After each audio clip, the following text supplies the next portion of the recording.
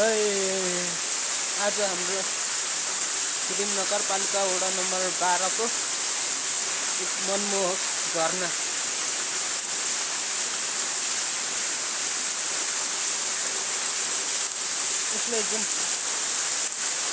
यसले पहिले नै पर्यटकीय क्षेत्र बनाउनको लागि केही आवाजहरू उठाउनु पर्छ, तर कसैले पनि याद नगरेको हुनाले मैले यसो यो मेरो युट्युब च्यानल र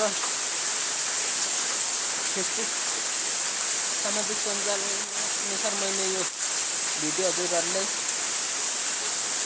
देखिरहेको छु। हजुरहरू पनि आएर यसो भिडियो के बनाउनुहुन्छ आएर बनाउन सक्नुहुन्छ।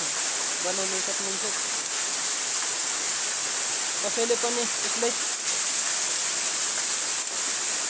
याद नगरेको हुनाले, अनुसन्धान नगरेको हुनाले मैले आएर यसले केही पर्यटकीय क्षेत्र बनाउनको लागि भिडियो बनाउन आएको छु। त्यस लगेर हजुरहरूले देखाउन गरेको छु। हजुरहरू पनि आएर हेर्न सक्नुहुन्छ यो झरनालाई। माथिबाट झर्दैछु, यतिबाट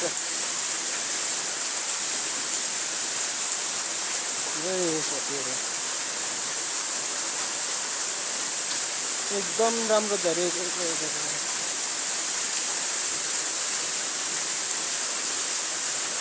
हामी यो जुन माथि ढ्याङ देखिएको यो जुन सानो घट्दै गरेकोबाट पहिले हामी पनि यसो बस्ती चराउन आउँदा, गोठाला आउँदाखेरि हामी पनि माथि शिरबाट भित्ता साइडबाट हामी पनि भित्र छिर्ने गर्थ्यौँ। र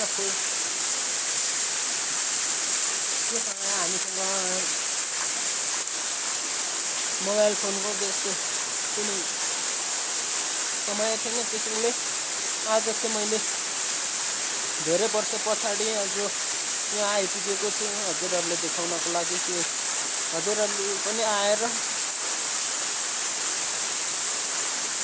हेरेर जान सक्नुहुनेछ। यो हाम्रो सिक्किम नगरपालिका वडा नम्बर 12 स्थित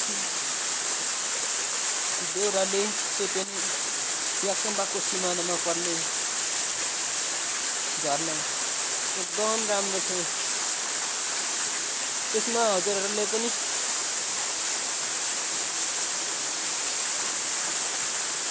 केही आवाज उठाउन सक्नुहुनेछ। यसले यत्तिकै राखियो भने हाम्रो पर्यटकीय क्षेत्र हराउन सक्ने हुनाले आज म यसले पर्यटकीय क्षेत्र बनाउनको लागि म यहाँ अङ्कोला झरेको छु।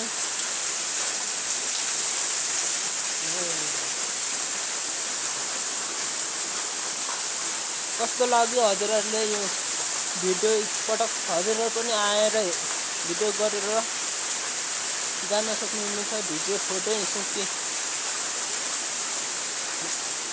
खिचेर जान सक्नुहुनेछ। नै साथीहरू।